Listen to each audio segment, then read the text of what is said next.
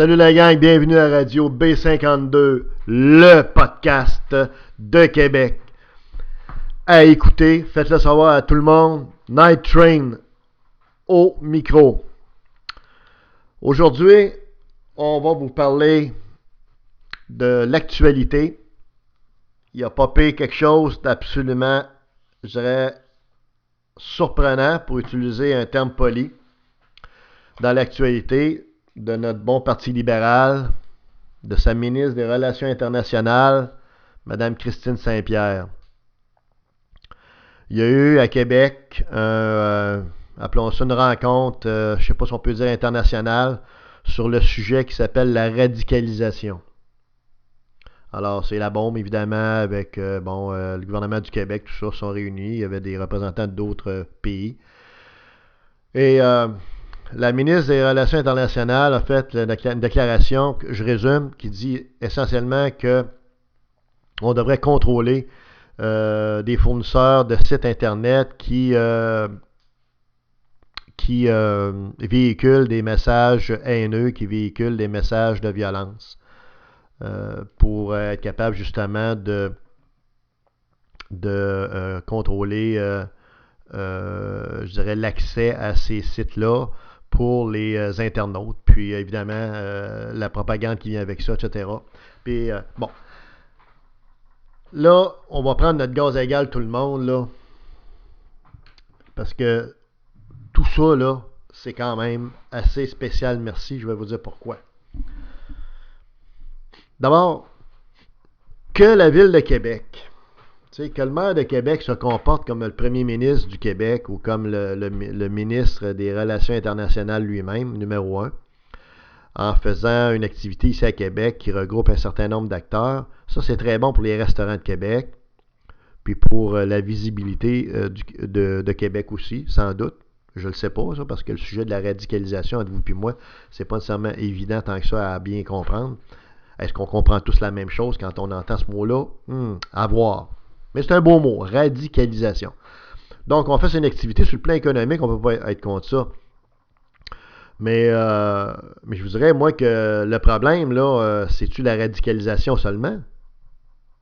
Et la radicalisation, est-ce que c'est la cause d'un problème ou c'est l'effet d'un autre problème qui est lié beaucoup plus, lui, à des religions, à une religion islamique, puis à des façons de l'interpréter qui font en sorte que effectivement, il y a des gens qui s'emballent puis qui perdent les pédales. Hein? Puis pour protéger un pays de gens comme ça, qui sont violents,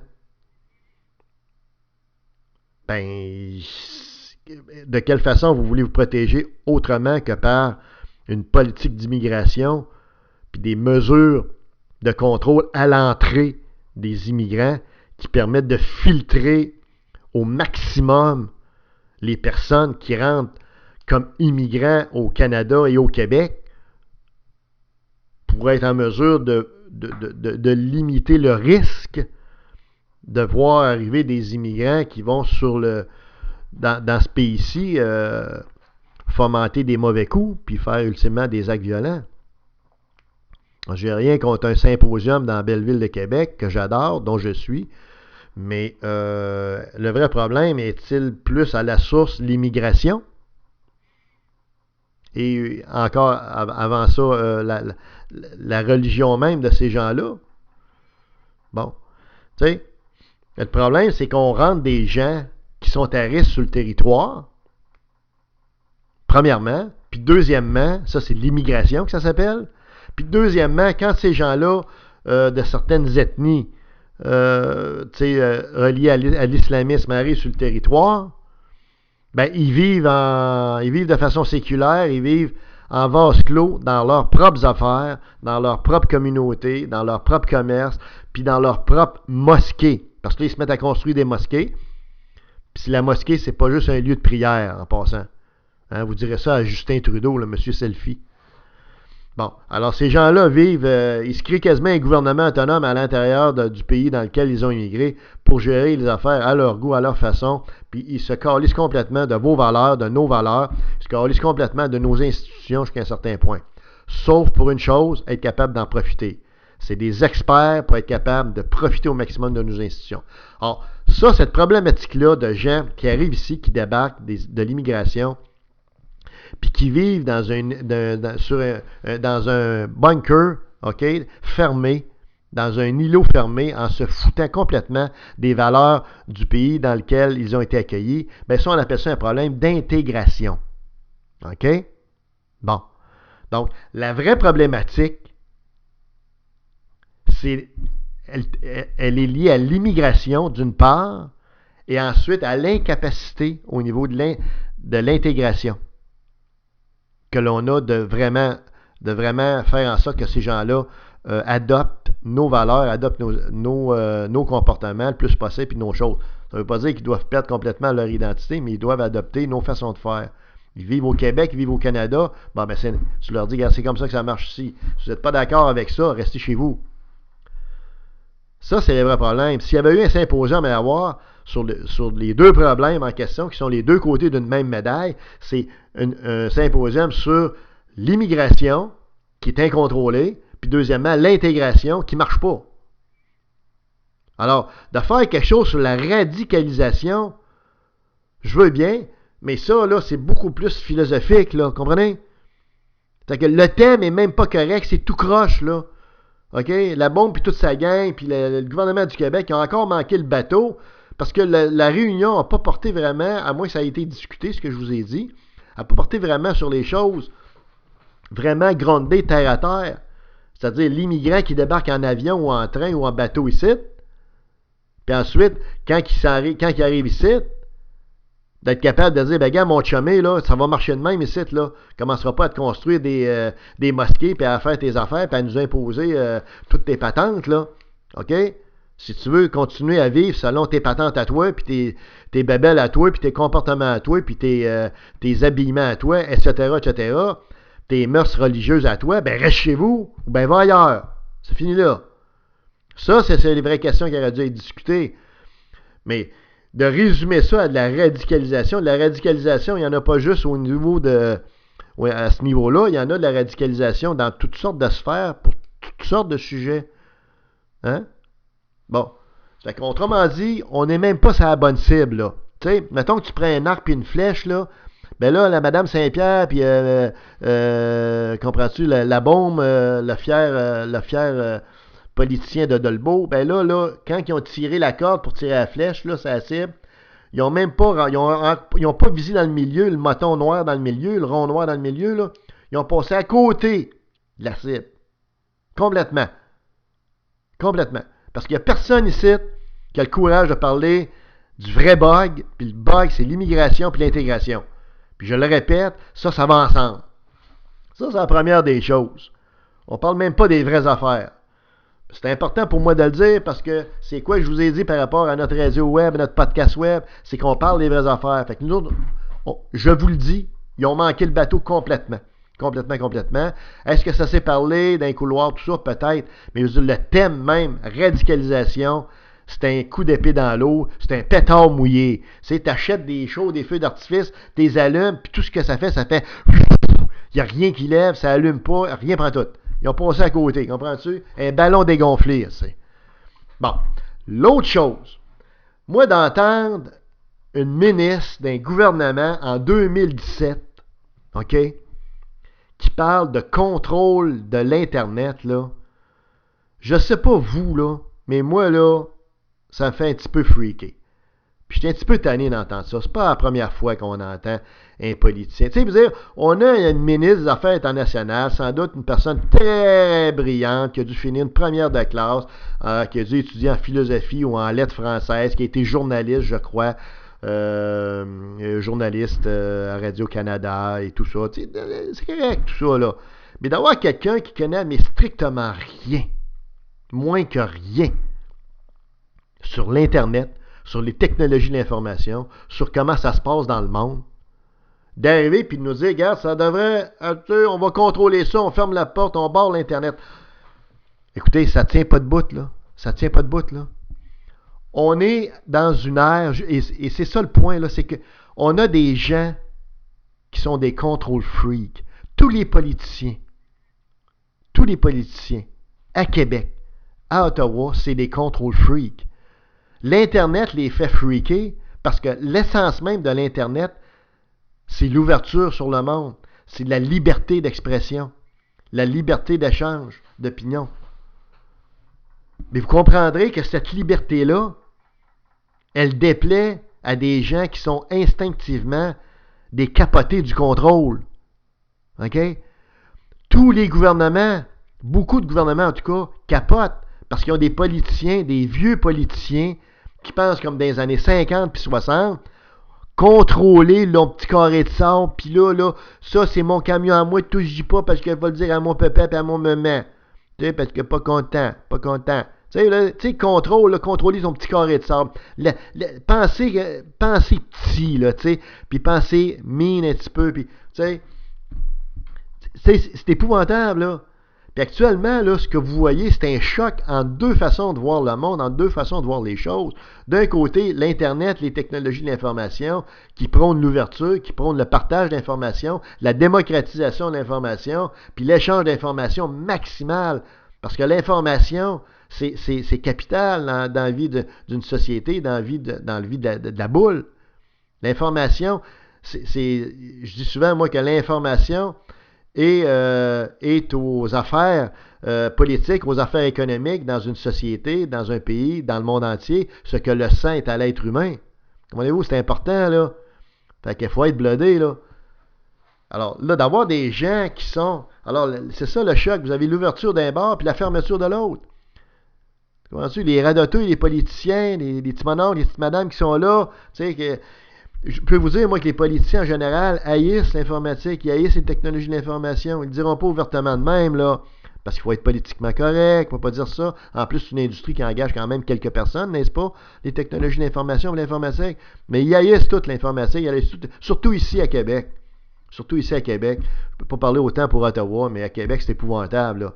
C'est pour ça qu'on a hâte qu'ils prennent toute leur retraite et qu'ils décalissent, là, parce que ces gens-là sont vraiment dans une autre époque, sont complètement anachroniques, complètement dépassés.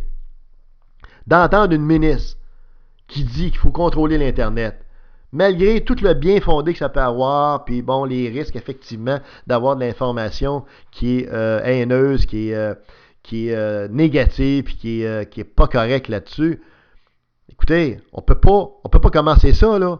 Parce qu'à ce moment-là, il va falloir regarder toutes les sphères dans lesquelles il peut y avoir une information diffusée sur le net qui est préjudiciable à quelqu'un. Vous comprendrez comme moi que ça n'a plus de fin, là. C'est un drame sans fond, là. Tu sais, c'est down the drain, c'est un trou noir, là. On s'embarque dans une mission impossible, puis dans quelque chose qui va à contre-courant, je le répète, de la trend générale de la société. Et le combat qui s'engage actuellement, puis qui a lieu, puis qu'il va falloir faire, pour tous ceux qui croient dans l'Internet, qui croient dans la liberté d'expression, puis dans la libre circulation de l'information, c'est de te battre contre des vieux gouvernements, de vieux mononcles, puis de vieilles bonnes femmes, puis de vieilles matantes, qui veulent au contraire, eux autres, toujours contrôler quelque chose pour une raison, puis qui vont dire, puis qui vont tout mettre ça entre les mains des avocats, puis des tribunaux, puis des juges. Parce que ces gens-là, tout ce qu'ils font, c'est ça, ils judiciarisent, puis ils contrôlent.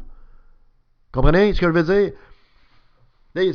À partir du moment où ils vont dire, ben là, il faudrait contrôler Internet. Là, éventuellement, il va y avoir une loi. La loi va dire, ça, c'est proscrit. Puis là, il y a des textes de loi qui vont sortir de ça, des règlements. Ça veut dire que là, il va y avoir du monde qui vont être poursuivis parce qu'ils vont aller à l'encontre de la loi. Ça fait travailler les avocats, ça fait travailler les juges, ça nourrit le système juridique. Ces gens-là se nourrissent du système juridique. C'est tous des astis de capotés, ils mangent tous dans la même assiette. Les politiciens, le système juridique, tout l'appareil juridique et tout l'appareil, je dirais... répressifs, travaillent tous ensemble. C'est toute une gang qui se nourrit ensemble. C'est toute une même clique, ça. Puis ces gens-là ont horreur, je le répète, des TI, ont horreur de l'ouverture technologique amenée par les technologies d'information.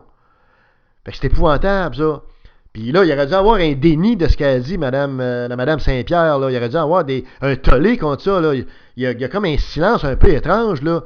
Tu sais, il y a plein de journalistes là, écrits là, dans toutes les grandes maisons là, de médias, les radios traditionnels, les médias traditionnels. Ça devrait gueuler, ça devrait dire, écoute, ça, je ne dis pas qu'il n'y a pas personne qui n'a pas commenté ça, mais il devrait avoir un tollé général contre ça. De dire une hérésie comme ça en 2017 qu'il faut bloquer l'Internet, bloquer certains fournisseurs d'Internet, parce que là, c'est dans le code criminel, puis là, les avocats, puis les juges, puis là, on va les poursuivre, puis c'est ici, puis c'est ça. Hey, une minute, là!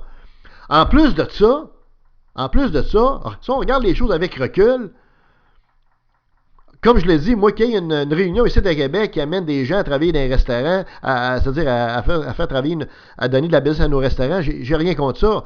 Mais pour le reste, le thème est affoqué, c'est pas la radicalisation le problème. D'autres choses, qu'est-ce que Québec a à faire là-dedans? Qu'est-ce que Québec... Tu sais, vous dire, le lead de ça, là, hein? Il devrait être dans un pays où ça explose quasiment à tous les mois, là.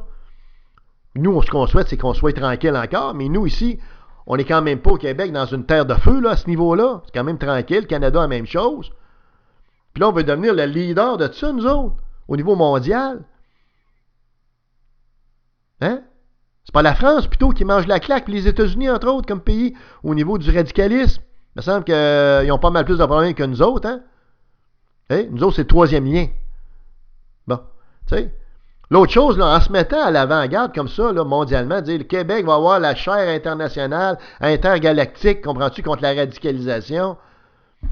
Ben là, je regrette, mes amis, mais vous n'avez pas pensé à l'effet pervers de ça. Je le répète, on n'est pas l'acteur qui devrait être à l'avant-scène là-dessus, parce qu'il y a déjà du monde à l'avant-scène là-dessus, ailleurs dans le monde. On ne vous le dira pas, parce qu'on veut toujours être bigger, and biggest. Mais il y a un effet pervers à ça. C'est qu'en se mettant à face en avant, ben, il y en a justement, là, du côté on va dire, des gens qui sont violents, des gens qui sont intégristes et tout ça. Ils vont dire, coudonc, sont contre nous autres, eux autres. On ne pensait pas qu'ils existaient même, puis on leur foutait à paix. Je parle de nous. Mais là, en se mettant à face, ils vont nous voir. Peut-être que ça va les exciter un petit peu. Puis peut-être que là, des fois, ils vont se mettre à penser au Canada et au Québec. On ne le souhaite pas. Mais je veux dire, il y a un effet pervers à ça qui est ça, là. En se donnant une visibilité comme leader, je reprends le terme que j'ai lu, ben, en tout cas, moi je suis pas certain qu'on est leader d'une bonne cause, là, tant que ça, là. On pourrait peut-être laisser la place à d'autres pour leader cette cause-là. On a plein nos culottes avec nos problèmes domestiques, avec une économie, des impôts, des taxes indécentes, puis du monde qui pisse le sang financièrement ici, puis qui ont de la misère à arriver, puis à joindre les deux bouts. C'est pas mal plus important que la radicalisation qui essentiellement se passe en Europe et aux États-Unis qu'ici, hein? Bon. Fait que tu sais, encore une fois, là, on manque le bateau. Puis par rapport à la cause de l'Internet, je vais y revenir là-dessus parce qu'il y a un problème avec ça. Il y a vraiment là, quelque chose d'assez grave qui se passe. C'est d'avoir des politiciens, je termine là-dessus, qui sont pas capables de comprendre que l'Internet, c'est un actif, c'est un plus. Économiquement, c'est un levier également pour être capable de développer son économie, une économie du savoir, puis plutôt que d'avoir ça comme une commodité puis un ennemi, ben, il faut vraiment être cruche, puis être vraiment là, d'un autre siècle. Hein? C'est vraiment ça. Puis je termine en disant, les gens parlaient de Google, ils vont avoir des discussions avec Google, tu sais, justement pour le blocage des sites Internet, tu sais, des discussions avec Google, puis tout ça. Ben, je vais vous dire quelque chose, moi, justement. Là. Je ne sais pas ce que Google va vous dire si vraiment vous parlez des gens de Google. Mais ce que vous ne comprenez pas, là, c'est que si vous étiez intelligent, là, quand vous parleriez à Google, ça serait pour faire du démarchage économique, puis pour créer de l'emploi, puis pour faire en sorte que Google s'installe ici au Québec, à Montréal, ou au Canada à tout le moins. Mais Google ne s'est pas installé ici. Google est à Silicon Valley, puis quand il a eu besoin de s'installer à l'extérieur, il est allé en Israël. Parce qu'Israël, eux autres, quand ils parlent à Google, ils ne parlent pas de radicalisation, même si ils tombent des bombes sur la tête. Ils parlent d'économie, puis les 300 plus grosses compagnies de TI sont rendues en Israël, même s'ils lui tombent dans la tête, sur la tête des bombes, eux autres. OK? Donc, il y a un deuxième Silicon Valley qui s'installe en Israël. C'est Silicon Tel Aviv. Ben, nous autres, on est trop caves. On est tellement cave, on va aller parler à Google d'un phénomène de radicalisation qui est en fait un faux problème et deuxièmement, qui n'a aucune envergure ici. Plutôt que de parler de discussions économiques qui créeraient de l'emploi ici à Québec, ici à Montréal, ici au Québec et au Canada. Mais on est tellement cave qu'on est encore dans des problèmes philosophiques, émotionnels, psychologiques. Tu sais, la petite madame crise des relations internationales, complètement, perdu dans un monde technologique qui lui échappe complètement. Comprends-tu? Alors, à ce moment-là, cette personne-là devrait aller chez Autre-Renfrew, s'acheter des belles petites fourrures, puis, comprends-tu, se tasser de là. Parce que c'est du monde qui sont complètement dépassés. OK? Dépassé complètement. Fait que j'espère que vous n'irez pas voir Google, vous n'irez pas voir Amazon, vous n'irez pas voir aucune compagnie de TI, parce que c'est gênant. C'est gênant, parce qu'ils vont dire, ces gens-là au Québec, ils vivent-tu sur la Lune? Ils vivent-tu sur une autre planète? C'est qui ce monde-là? Complètement perdu, là. T'sais? C'est gênant, ça. Alors, l'Internet, il faut qu'on le défende. La liberté d'expression, il faut qu'on la défende. C'est très important. Pas laisser les dinosaures nous amener en arrière. C'est par en avant qu'il faut aller. C'était Radio B52. Abonnez-vous. Night Train.